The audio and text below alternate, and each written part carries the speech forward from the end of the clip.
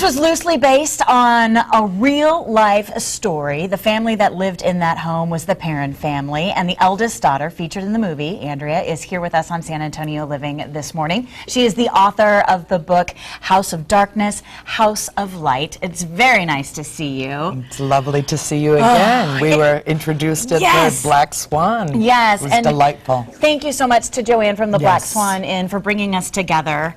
Is it hard for you to watch little clips from the movie like that? Well, no, because I've seen it so many times now. The week that the film opened, between my trip to Hollywood and then to Rhode Island, then New York, then Atlanta, I've seen it so many times that, but the first time that I saw it, all I did was cry. Yeah. It's so interesting. So many people saw this movie, and a lot of time we're watching horror movies and we're like, oh, you know, that is a dream of Hollywood. That was your life, but worse, right? They really had to tone it down for the film.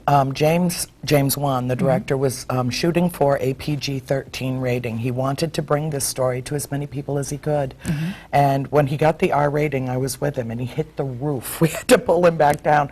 And he said to the MPAA, what do I have to take out of the film in order to get a PG-13? And they said, there's nothing you can remove. It's just too scary. And they had already toned it down so much that he was shocked. But, you know, it worked out well, and God knows now that it's out on DVD that all the teenagers are seeing it. Yeah. So. Oh boy, it's crazy to have seen that movie and then to have met you. Let's go back to the year you and your family moved into the farmhouse. Walking in through the front door, how much time passed before you knew that something was different about this house? About 5 minutes. Wow. What was the first thing that happened that clued you in? Well, we bought the house in December of 1970, but my mother refused to move at Christmas. Imagine that. So we moved in the first week of January 1971 in the middle of a snowstorm, swirling ice storm. And my dad, it was a whole caravan, and it was chaos, of course, moving days tend to be. But my dad handed me a large box off the back of the truck and said, take this to your mother in the kitchen. So I went through the parlor door, and I had to walk the entire length of the house to get to the kitchen and the pantry, and it was more than 110 feet long. So I walked into the dining room, and I saw an oddly dressed man in the corner of the dining room. And I greeted him because I was a polite child. I said, good morning, and he didn't respond to me. His focus was entirely on the elder gentleman who was moving out of the house, who had sold it to us. And so I kept going, and I walked in the kitchen and said, Mom, who's that other man with Mr. Kenyon in the dining room? She said, there is no other man in the dining room. And then Nancy came in, Christine came in, Cindy came in, and the last sister came in and said, that man in the dining room just disappeared. So immediately you knew that something was up with the house. I've got a couple of pictures to share. First, the house when you guys moved in. It looks like a beautiful farmhouse, a typical setting of a farm. And then we've got a picture of your mother in front of the fireplace there. When you moved into this house, did your parents have any idea about the history whatsoever? No, of course we knew it was extensive. The house as it is now was completed in 1736, 40 years before the beginning of the Revolutionary War. So it is truly a colonial home. And actually it took years to build the house as it is, because it started as a four-square and then grew as, you know, families. And 8 generations of one extended family lived and died in that house, and many of them never left. When you are in the house and you're sleeping, it's bedtime, you're with your sisters, you guys are all on that top floor, and each of you are seeing different things, you're hearing different things. Did you immediately talk to each other about what you saw, or did you keep it in? The first night or two that we were in the house, of course you're adjusting to a new environment. I thought that the sound that I was hearing was wind in the eaves, but that wasn't the case at all. And then my darling little sister Cindy crawled into bed with me. She said, Annie, can I sleep with you? I said, sure. I pulled the quilt back and let her in. She snuggled up real close and she said, I hear voices in my room, and they're all talking at once, but they're all saying the same thing. And I asked her, what are they saying? And she said, there are 7 dead soldiers buried in the wall.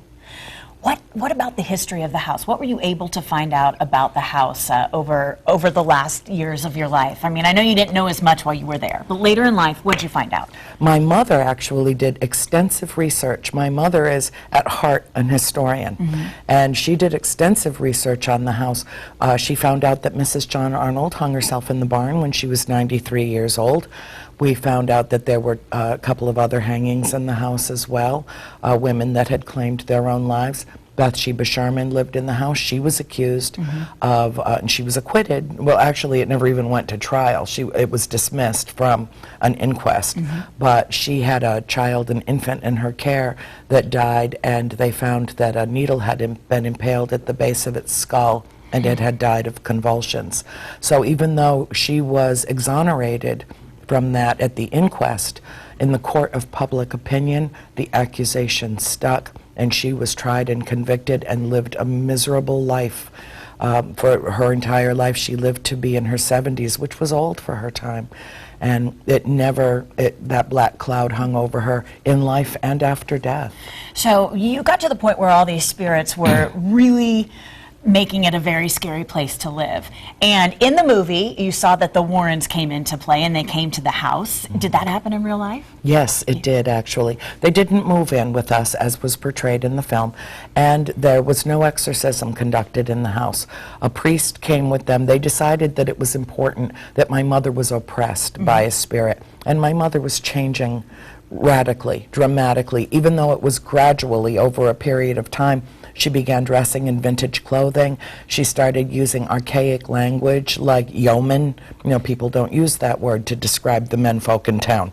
And we thought it was because she was immersed in the history of the place. And we did pay attention to it, all of us did, because we felt like our mother was slipping away from us in some respects. And I stepped into the role of, I was parentified at a young age. I needed to take care of my sisters. And my mom was just immersed in the history of the house and learning everything that she could. When the Warrens came, it was right around this time in 1973, and they conducted an investigation over a period of about a year and a half, which culminated in a seance gone horribly wrong. And I want to talk a little bit more about that seance. When we come back, we'll talk about that. We'll talk about the changes that happened with your mom, and we'll talk about what the book reveals about what happened in that farmhouse. Welcome back to San Antonio Living. This morning we're talking with Andrea Perrin. She is the eldest daughter that was featured in the movie The Conjuring. I'm sure a lot of you watched it. It just was released on DVD and on Netflix. I saw it just a couple of days ago. You wrote a book, House of Darkness, House of Light, describing your experiences in the home that you lived in for 10 years with your family. It's a trilogy with the third book coming out very soon. How much more is in the book than we saw in the movie? There's no way to describe it. Actually, the film is, in grand overview, the film does a beautiful job of getting the message out that good overcomes evil and that fear can be vanquished by love. Okay. In that respect, I think it did a beautiful job, and I think that it's a very informative film. I thought that it was stunning the way that it was filmed. I thought James Wan, the cast, the crew, everybody did a fantastic job. But it paints the broad. Warrens were in the house with you. What happened during that seance? It was far more intense than anything that they could have portrayed on film. It did not happen in the cellar, it happened in the dining room. And I knew from that moment, I was never one to believe in demons. I knew evil existed, but and I still don't know exactly what a demon is. But I will tell you that they brought a priest and a medium with them to the house, a full technical crew that were trying to film this event, and they inadvertently opened a door that they could not close. The medium invited the spirits in, and with them came something which attacked my mother. If she was possessed, it was for a brief period of time, but I saw it all with my own eyes. And what I know is that whatever attacked her was not of this world. It spoke through her in a language that does not exist on this planet.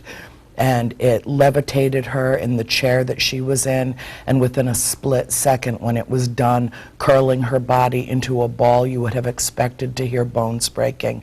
It threw her into the adjacent parlor about 20 feet away in literally a split second. You saw this. How old were you? 15. 15 years old. Documented in the Warren files as well. There were several people who saw this all happen. What happened in the house after that night? Did things get worse? Whatever was allowed in that night subdued the spirits. They were very, very quiet for a long time afterwards, several months, and my mother kept wasting away. You saw the photograph of her in front of the fireplace. I mean, she was just so frail. My mother moved in there as, you know, a model material woman, just strikingly beautiful, and she just literally wasted away. She lost so much weight. She changed inexorably in ways that were shocking. And then one night she came out into the parlor, and the dining room had been shut down for the night, but she heard voices, and she turned, and she saw an entire family having dinner in the dining room at a table that was not our own. A woman was cooking in front of a fireplace that had been sealed shut for more than 100 years. She told her children to go take their seats on the benches at the table, and two men were sitting on the other side. She was there and they were here, and one of them looked into the parlor and made eye contact with my mother and then nudged the man beside him and pointed her out, and she was the ghost. Wow. Wow. That's when she understood that we were living in a portal cleverly disguised as a farmhouse, and that's when she fought her way back to us. The book is called House of Darkness, House of Light, because although you experienced some very crazy and unnerving times, you also had the best time of your life in that house. Yeah. Tell me about some of the good times. Oh, there were so many, and that's why the title is what it is. My mother titled the trilogy, and she said, well, it was both. It was both, and I often say it was the best decade of my life, because from the age of 12, when I first saw a full-body apparition, I knew there is something beyond our mortal existence. I'm still not quite sure what it is, but I do know that it exists, and therefore the vessel is what becomes ashes to ashes, dust to dust. Our soul and our spirit, I truly believe, moves on, and so I have been able to live a fully liberated life, free of fear of death. And when you think about how many people fail to live fully because of their fear of death, I think that it was a true gift to me. And when you're touched by spirit, it's a gift that you can never return. You can turn your back on it and pretend that it didn't happen, or you can embrace it and accept it and garner from it what can give you the freedom to live your life in a victorious way. And that's what I've done. When you guys left the farm and you moved on with your lives, where did the spirits go? Are they with you? I mean, are they there? Well, did they visit? As my mother so aptly put, we could leave the farm, but the farm will never leave us. We found out, we thought that it was our great escape. We did, and half of us did not want to leave at all, and I'm in that half. However, my mother had told my dad, she said, Roger, if we don't sell this place, I won't survive another winter here. And he believed her, and we bought a house in Georgia, a beautiful farm in Georgia, a new farm. The house was like 20 years old, so what could possibly be, you know? And we got down there, and Mrs. Warren called. I don't even know how she found us, but she did a couple of months after we were there, and she said, Carolyn, I want to tell this story, a book, a movie. You know, offered them a boatload of money and life-changing money. And my mother said, no, Lorraine, no. And she said, you at least need to discuss this with your husband.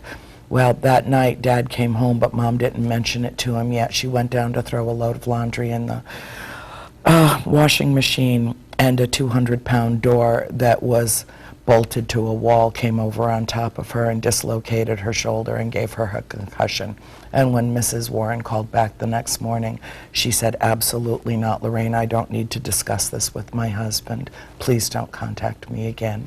Wow, wow. What changed to allow her to have you write the book? It was as if a bell went off in my head in August of '07, and interestingly, I didn't even tell my family that I was writing the book because I didn't want to be discouraged. I didn't want to hear any reticence about it. I knew that the time had come. 30 plus years had lapsed, and I felt that the world had matured in its consciousness about spirit and that it was time.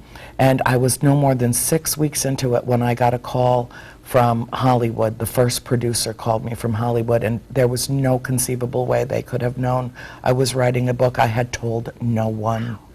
Well, the books are out now. There are 2. The third is in the works. It is a trilogy. I already downloaded the first 2, so I'll let you know.